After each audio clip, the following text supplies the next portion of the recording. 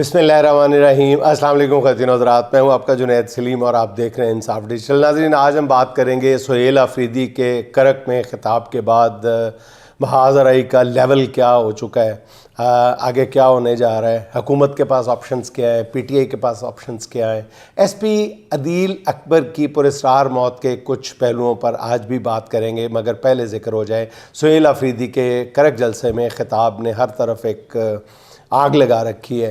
نئے وزیر اعلیٰ کا لب و لہجہ بتا رہا ہے کہ وہ اپنے موقف سے، جیسا انہوں نے پہلے دن اعلان کیا تھا کہ 1 انچ کیا 1 سینٹی میٹر بھی پیچھے نہیں ہٹیں گے، ویسے ہی نظر آ رہا ہے۔ سہیل آفریدی کی نامزدگی اور ان کے انتخاب کے بعد انہیں مرکز کی جانب سے جس طرح کہ محاذ آرائی کے پیغامات بھیجے گئے، وہ اس پر دھیمی بات کرنے کی بجائے پوری قوت کے ساتھ رد عمل دے رہے ہیں، گویا اینٹ کا جواب پتھر سے آ رہا ہے۔ اب اس محاذ آرائی کے ممکنہ نتائج کیا ہو سکتے ہیں، اس پر بات بہت ضروری ہے۔ پہلی بات تو یہ ناظرین کہ اس محاذ آرائی کا آغاز سہیل آفریدی نے نہیں کیا تھا۔ کہا جا رہا ہے کہ جی انہوں نے بھی کیا، لیکن میری ذاتی رائے، بہت ایمانداری کے ساتھ میں اپنی رائے دے رہا ہوں کہ جو پہلا ٹیسٹ کیس تھا وہ عمران خان سے ملاقات تھی، اور اگر وہ اس سے کوئی قیامت بھی نہیں آ جانی تھی۔ اگر وہ کر دیا جاتا تو شاید یہ جو مخاصمت ہے یا جو یہ گرما گرمی ہے یہ یہاں تک نہ پہنچتی۔ میری ذاتی رائے یہ ہے کہ اس کا آغاز مرکز کی جانب سے ہوا ہے۔ علی امین کی برطرفی کو مرکز نے اس طرح لیا ہے جیسے ان کے ایک مہرے کو ایک اہم عہدے سے ہٹا دیا گیا، حالانکہ یہ پی ٹی آئی کی قیادت کی ثواب دید ہے کہ وہ جسے چاہے وزیر اعلیٰ بنا دیں، جسے چاہے ہٹا دیں، اس پر کسی اور کو ناراض ہونے کی کیا ضرورت ہے، لیکن ہوا ایسا ہی۔ پھر اس کے بعد سہیل آفریدی کی عمران خان سے ملاقات پر بلا وجہ کی جو پابندی ہے، جس سے یہ آغاز ہوا، میں سمجھتا ہوں، حالانکہ اس ملاقات سے جیسے میں نے عرض کیا ہو جانا تھا، جو محاذ آرائی بغیر ملاقات کے اس وقت جاری ہے، اس سے کیا ہو جاتا۔ بلکہ اگر ملاقات ہو جاتی ناظرین تو حکمران کم از کم یہ کہنے کے قابل ہوتے کہ سہیل آفریدی تو اچھے بچے کی طرح کام کرنا چاہتا ہے، مگر عمران خان نے اسے محاذ آرائی کا سبق پڑھایا۔ یہ کہا جا سکتا تھا نا کہ وہ تو اچھا بچہ تھا، لیکن عمران خان سے ملاقات کے بعد یہ سب کچھ ہوا ہے۔ اب سوال یہ ہے کہ سہیل آفریدی کیا کر سکتا ہے۔ اس کا جواب ناظرین کچھ زیادہ مشکل نہیں ہے۔ سہیل آفریدی کے سامنے اپنے پیش رو وزیر اعلیٰ، سابق وزیر اعلیٰ علی امین گنڈا پور کی مثال موجود ہے، جو 1.5 سال تک مفاہمت کے ذریعے اپنے لیڈر کی رہائی کی کوششیں کر رہے تھے، مگر آخر میں ان کے حصے کیا آیا، نہ لیڈر کو رہا کرا سکے اور نہ ہی پارٹی کے اندر اپنی عزت بچا سکے۔ اس لیے اب کوئی بھی پی ٹی آئی رہنما علی امین بننے کے لیے میرا خیال تیار نہیں ہوگا۔ سہیل آفریدی تو بالکل بھی نہیں ہوگا۔ حکمران 2 سال سے مراد سعید کو ڈھونڈ رہے تھے۔ خطرہ تھا کہ کہیں مراد سعید کوئی عوامی تحریک نہ لانچ کر دیں، مگر عمران خان نے جس طرح سہیل آفریدی کے حوالے کیا ہے یہ میدان، وہ تو مراد سعید الٹرا پرو میکس ثابت ہوا ہے۔ سہیل آفریدی اپنی لمیٹیشن سے بھی بخوبی آگاہ ہے۔ وہ جانتا ہے کہ مقتدر قوتیں کبھی بھی انہیں قبول نہیں کریں گی، اس لیے ان کے پاس واحد راستہ مزاحمت کا راستہ ہے، جس کے لیے پہلے دن سے ہی کام شروع کر دیا ہے۔ یہ عوامی رابطہ مہم جو ہے یہ ناظرین بلا مقصد نہیں ہے، یہ صرف کوئی ایسی شور غوغا پیدا کرنے کے لیے نہیں کی جا رہی، اس کے پیچھے پوری ایک اسٹریٹجی ہے۔ یہ اس بڑے مقصد کا نقطہ آغاز ہے جس کا انجام میرا خیال ہے کہ منطقی انجام کہنا چاہیے، ایک رزلٹ اورینٹڈ انجام کی طرف بڑھتا ہوا نظر آ رہا ہے، اور تصادم بھی یقینی نظر آ رہا ہے۔ لیکن سہیل آفریدی کی تقریر پر جو رد عمل سرکاری ترجمان صحافیوں کی جانب سے آیا، اسے پتہ چلتا ہے کہ مفاہمت کے امکانات ہر گزرتے لمحے کے ساتھ کم سے کم تر ہوتے چلے جا رہے ہیں۔ منیب فاروق نے پیغام پہنچاتے ہوئے ساتھ گالی بھی پہنچا دی ہے۔ وہ کہتے ہیں کہ سہیل آفریدی کی عمران خان سے ملاقات نہیں ہوگی، یہی وجہ ہے کہ ایسی کی تیسی یہ بدماشی کسی اور کو جا کے دکھاؤ۔ ناظرین، یہاں ایسی کی تیسی سے مراد مجھ جیسے کم علم کے لیے تو بہرحال گالی ہے، اور سمجھنے والے خوب سمجھتے ہیں کہ اگر یہ گالی جواب ہے تو پھر اللہ ہی حافظ ہے۔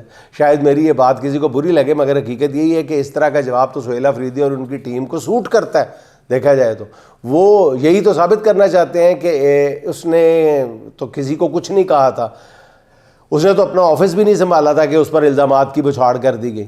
اسے تو مطلب یہ بھی ثابت کرنے کا موقع نہیں ملا کہ وہ محاذ آرائی نہیں چاہتا، اسے تو سیدھا تصادم کی راہ پر دھکیل دیا گیا، اور اس کا نتیجہ پھر کیا نکلے گا؟ زیادہ سے زیادہ ناظرین یہی ہوگا نا کہ کے پی حکومت ختم کر دی جائے گی، وہاں گورنر راج لگا دیا جائے گا، اس کا فائدہ کس کو ہوگا؟ عمران خان تو حکومت سے باہر نکلنے کی پالیسی پہ پہلے سے عمل پیرا ہے، سسٹم سے باہر نکلنے کے چکر میں اگر ان کی حکومت غیر آئینی انداز میں ختم کی گئی، اس طرح تو پی ٹی آئی کی لاٹری نکل آئے گی، وہ مظلوم بن کر عوام میں نکلے گی، مزید مظلوم بن کر عوام میں نکلے گی۔ 3/4 حمایت سے بننے والی حکومت کو گھر بھیجنا اور پھر بکھرے ہوئے عوام کو سنبھالے رکھنا مشکل ہی نہیں، ناممکن ہے۔ یہ کسی دوسری سیاسی جماعت کے بس کی بات نہیں۔ اگر ادارے اور ہماری جو وفاقی حکومت ہے اس کے لیے اپنا کندھا فراہم کریں گے تو میرا خیال ہے کہ انہیں بھی اس کی بڑی قیمت چکانا پڑے گی۔ اب جو لوگ سہیل آفریدی کی تقریر پر غصے میں ہیں، ان سے میری بڑی دردمندانہ اور دلگداز انداز میں گزارش یہ ہے کہ وہ ٹھنڈے دل سے جنید اکبر خان کی تقریر سن لے ایک دفعہ، اس سے مستقبل کا منظرنامہ بھی کچھ آشکار ہوتا ہے۔ جنید اکبر کا یہ کہنا کہ ہمیں راہ سے ہٹایا گیا تو ہماری جگہ جو لوگ آئیں گے وہ کسی سے سنبھالے نہیں جائیں گے، یہ بہت ہی سوچنے سمجھنے والا جملہ۔ اگر کرک میں سہیل آفریدی کی جلسے سے پہلے قبائلی زوما سے جو گفتگو ہوئی ہے وہ جن لوگوں نے سنی ہے وہ بھی اچھی طرح جانتے ہیں کہ سہیل آفریدی ابھی بھی بڑے نرم لہجے میں بات کر رہے ہیں۔ یہ قبائلی مشان جس طرح کی بات کر رہے تھے اور سہیل آفریدی کو کہہ رہے تھے کہ اپنی تقریر میں یہ بھی کہو، یہ بھی کہو، یہ بھی کہو، اور سہیل آفریدی جس طرح انہیں کہہ رہے تھے کہ خدا را ابھی مجھ سے یہ بات نہ کہلوائیں، وزیر اعلیٰ خیبر پختونخوا انہیں کہہ رہے تھے کہ آپ میرے بھائی ہیں، ان قبائلی مشان سے کہہ رہے تھے کہ آپ میرے بھائی ہیں، میرے بزرگ ہیں، خدا را میرے سے یہ باتیں نہ کہلوائیں۔ جو لوگ سہیل آفریدی کی تقریر کے کسی جملے پر ناراض ہیں تو انہیں پتہ ہونا چاہیے کہ کے پی میں عام آدمی کے جذبات اس وقت اس سے کہیں آگے ہیں، اس لیے مفاہمت کا راستہ چنا جائے، تدبر اور ہوش مندی کا راستہ چنا جائے۔ اب ذرائع یہی بتاتے ہیں کہ پس پردہ اس کے لیے کہیں پر کام بھی شروع ہو چکا ہے۔ اگر ایسا ہے، اگر یہ میری اطلاع درست ہے تو پھر میرا خیال ہے کہ یہ بہت اچھی بات ہے۔ سنا یہ ہے کہ اس مقصد کے لیے محمود خان اچکزئی نے بھی کام شروع کر دیا ہے، آگے دیکھیں کیا ہوتا ہے، اچھے کی امید رکھنی چاہیے۔ ناظرین، گزشتہ 2 روز سے پنجاب کے ہونہار وزیر تعلیم جناب رانا سکندر حیات صاحب کی ایک ویڈیو وائرل ہے جس میں وہ ایک طالب علم سے اپنی خدمت کروا رہے ہیں، درگت بنوا رہے ہیں، مطلب جنہوں نے لگتا ہے رانا سکندر حیات صاحب نے اپنی زندگی یوں لگتا ہے کہ تعلیم کے فروغ اور میرٹ کا بول بالا کرنے کے لیے وقف کر دی ہے۔ وہ جس تعلیمی ادارے میں جاتے ہیں وہاں طلبہ سے انٹریکشن ضرور کرتے ہیں، وہ نوجوانوں سے تعلیم کا احوال کم اور ان سے ان کی سیاسی وابستگی کے بارے میں زیادہ بات کرنے کی کوشش کرتے ہیں، سوال کرتے ہیں۔ وہ طلبہ سے پوچھتے ہیں کہ ووٹ کس کو دو گے، اور نوجوان بھی کوئی لگی لپٹی رکھے بغیر ان کے منہ پر کہہ دیتے ہیں جی ووٹ تو صرف عمران خان کا ہے۔ اس پر رانا سکندر بالکل بھی کبھی بھی بدمزہ نہیں ہوئے، بلکہ طلبہ کو قائل کرنے کے لیے اپنی حکومت کے کارناموں کی طویل فہرست ان کے سامنے رکھ دیتے ہیں، اور طلبہ بھی اپنے وزیر تعلیم کی گفتگو بڑے انہماک سے سنتے ہیں، کیونکہ جن کارناموں کا وہ ذکر کر رہے ہوتے ہیں ان میں سے بیشتر طالب علم جو ہیں انہوں نے زیادہ تر کا کہیں ذکر ہی نہیں سنا ہوتا ان کارناموں کا۔ اچھا یہی وجہ، اچھا یہ جو رانا سکندر صاحب ہیں یہ اپنی حکومت کا جو سب سے پہلا کارنامہ گنواتے ہیں وہ میرٹ کی بالادستی، وہ ضرور کہتے ہیں کہ جی ہماری حکومت میں میرٹ کی بالادستی۔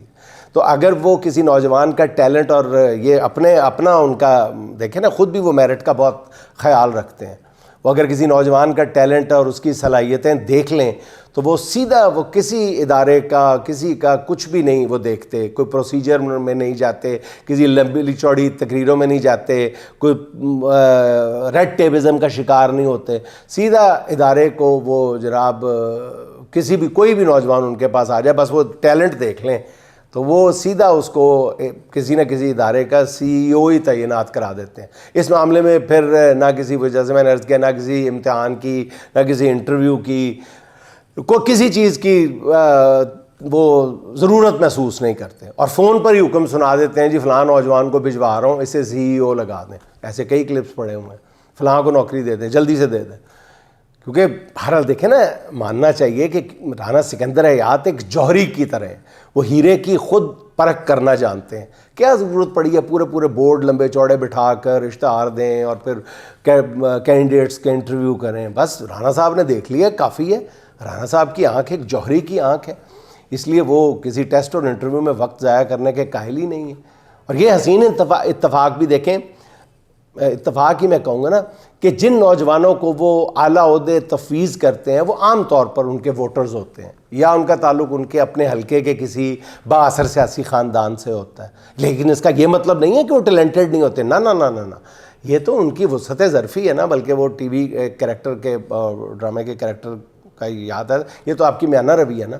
تو یہ تو رانا اسکندر یاد صاحب کی میانہ روی ہے نا کہ وہ ان کو چنتے ہیں جو بہرحال ان کے ووٹرز ہوتے ہیں, ان کے حلقے سے ہوتے ہیں, وہیں پہ ہی سارا ٹیلنٹ ہے. ان کے حلقے میں پورے پاکستان کا, پورے پنجاب کا ٹیلنٹ چھپا ہوا ہے. یعنی رانا سکندر حیات یوں فون کے ذریعے نوکریاں بانٹ کر اپنے حلقے میں بے روزگاری کا خاتمہ بھی کر رہے ہیں. اس پر بھی ان کو اپریشیٹ کیا جانا چاہیے. ہم مخالفت برائے مخالفت نہیں کرنی چاہیے.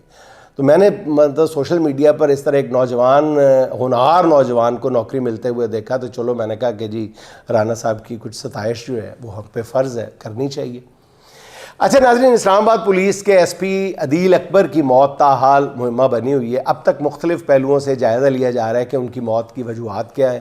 اس دوران ایک سابق پولیس افسر عزیز اللہ خان جو پوڈ کاسٹ بھی کرتے ہیں, انہوں نے اپنی ایک پوڈ کاسٹ میں ہی کچھ انکشافات کیے. ان کا کہنا یہ ہے کہ مرحوم ایس پی عدیل اکبر پر ایک بہت ہی نامور خاتون کو گرفتار کرنے کے لیے بہت دباؤ تھا. مرحوم ایس پی پوری کوشش کرتے رہے کہ یہ گرفتاری ان کے کھاتے میں نہ پڑے. اب یہ نامور خاتون کون ہے اس کا ذکر جناب عزیز اللہ خان نے تو نہیں کیا, مگر کمنٹس میں اور ہر طرف جو نام لیا جا رہا ہے وہ علیمہ خان صاحبہ کا ہے کہ ان کی گرفتاری کے لیے ان پر دباؤ تھا, جن پر اسلام آباد میں 1 سے زیادہ ایف آئی آرز ہیں, بقول ان کے 80 سے زیادہ ہیں. اچھا, اب عزیز اللہ خان بتاتے ہیں کہ ایس پی عدیل اکبر کو ہی آزاد کشمیر میں احتجاج روکنے کے لیے اسلام آباد پولیس فورس کے ساتھ بھیجا گیا تھا. وہاں مظاہرین نے جو سلوک پولیس کے ساتھ کیا, ان کے یونیفارم مطلب کافی بدتمیزی کی اور پولیس اہلکاروں پر تشدد کی ویڈیوز بھی منظر عام پر آئیں. اس پر بھی عدیل اکبر بہت دل برداشتہ تھے. تو جناب عزیز اللہ خان کہتے ہیں کہ پولیس افسران اور اہلکاروں پر بہت زیادہ دباؤ ہے. پچھلے 3 سال سے جس طرح پولیس کو عجیب و غریب انداز میں استعمال کیا گیا ہے, اس نے پولیس فورس کے مورائل کو ناقابل تلافی نقصان پہنچایا ہے. ایسی صورت میں جب پولیس اہلکاروں پر تشدد کی ویڈیوز سوشل میڈیا پر آتی ہیں تو پولیس اہلکار یہی سمجھتے ہیں کہ ان کی اور ان کے اہل خانہ اور رشتہ داروں کی سماجی زندگی ختم ہو کے رہ گئی ہے, اور اسی رجحان کی وجہ سے بیشتر پولیس افسر جو ہیں اہلکار وہ ناقابل برداشت حد تک ذہنی دباؤ کا شکار ہو چکے ہیں.